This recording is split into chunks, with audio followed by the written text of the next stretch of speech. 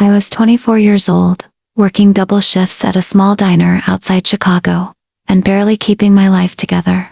Most days, my biggest worry was whether I could pay my rent on time. My life was simple. Work, sleep, repeat. Then everything changed. It happened on a rainy Tuesday afternoon. The diner was quiet when a man in an expensive suit walked through the front door and asked for me by name. At first I thought he had the wrong person. I had never seen him before. When my shift ended, he approached me and handed me a business card. "My name is Michael Reeves," he said. "I'm an attorney representing the estate of Richard Blackwell." The name meant absolutely nothing to me. I looked at him and said, "I think you've made a mistake." But he slowly shook his head. "No, Miss Carter. Richard Blackwell specifically named you in his will." I stared at him, completely confused. Richard Blackwell was one of the richest men in America. Why would someone like that know who I was? Then the attorney said something that changed my life forever. "You have inherited his entire fortune." For a second, I honestly thought he was joking. I even laughed. But he wasn't smiling. And that's when I realized he was serious. My heart started racing. None of it made sense. I had never met Richard Blackwell. At least, not that I knew of. Before I could ask another question, the attorney reached into his briefcase and pulled out an old photograph. He placed it on the table in front of me. I picked it up. The moment I looked at it, everything inside me froze. The photo showed a much younger Richard Blackwell standing beside a woman I recognized instantly, my mother. I couldn't believe what I was seeing. Then I turned the photograph over. Written on the back were 4 words that sent a chill through my entire body. "Tell Emma the truth."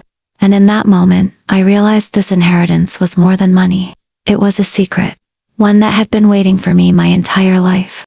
I couldn't stop staring at the photograph. My mother had never mentioned Richard Blackwell, not once. I looked up at Attorney Reeves and asked the only question that came to mind. "How is this possible?"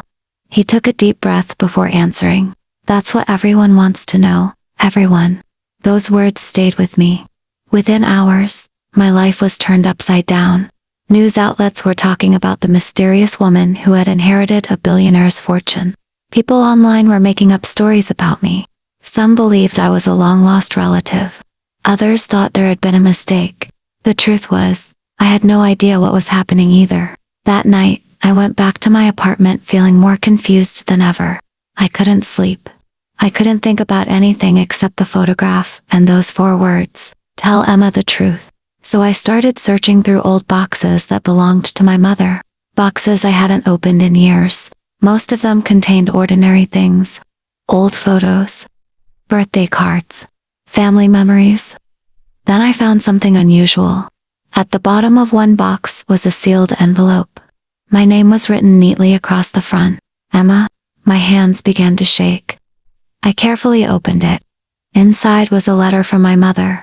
I immediately recognized her handwriting. For a moment, it felt like she was in the room with me again. I unfolded the paper and started reading. The very first sentence stopped me cold. "Emma, if you're reading this, Richard Blackwell was never a stranger to us." I read the line again and again. Nothing made sense anymore.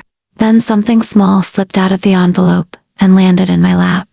It was an old key. Attached to it was a handwritten note. I picked it up and read the message. "The truth is hidden in locker 317. Find it before it's too late." My heart started pounding. What truth? What was my mother trying to tell me? Why had she hidden this for so many years? I was still staring at the key when I heard a knock at my apartment door. Then another. And another. Whoever was outside wasn't leaving. As I slowly walked toward the door, one thought kept repeating in my mind. How did they know I had the key? My heart raced as I stood in front of the door. The knocking continued. For a moment, I didn't move. I just stood there, holding the key tightly in my hand.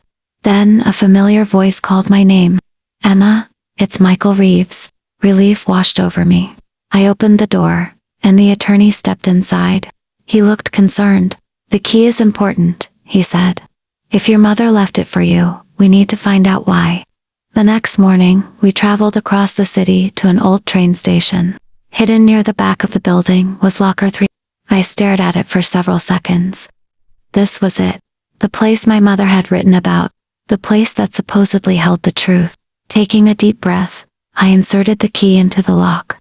For a moment, nothing happened. Then I heard a click. The door slowly opened. Inside wasn't money. There weren't any valuables. There was only a single folder.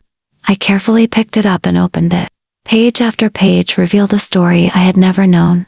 Years earlier, my mother had worked closely with Richard Blackwell when he was building his business. She had helped him during the most important period of his life. According to the documents, many of the ideas that helped launch the company had come from her, but she had never asked for recognition. She had quietly stepped away and built her own life. As I continued reading, I found a personal letter from Richard Blackwell. My hands trembled as I unfolded it. In the letter, he explained that he had spent years trying to thank my mother for everything she had done, but she never wanted anything in return. When she passed away, he made a decision. He wanted her family to receive the gratitude she had always refused. That was why he left everything to me. Not because of a mistake, not because of a secret identity, because of a promise. At the bottom of the final page, one sentence stood out above all the others. True wealth is not what you receive. It is what you choose to do with it. I read those words several times. For the first time since this journey began, everything made sense. The inheritance wasn't the real gift. The truth was, and as the morning sunlight filled the station, I realized my future had never really been about money. It was about carrying forward a legacy built on kindness, integrity, and quiet sacrifice. My mother's story had finally been told, and now, it was my turn to write the next chapter of my own.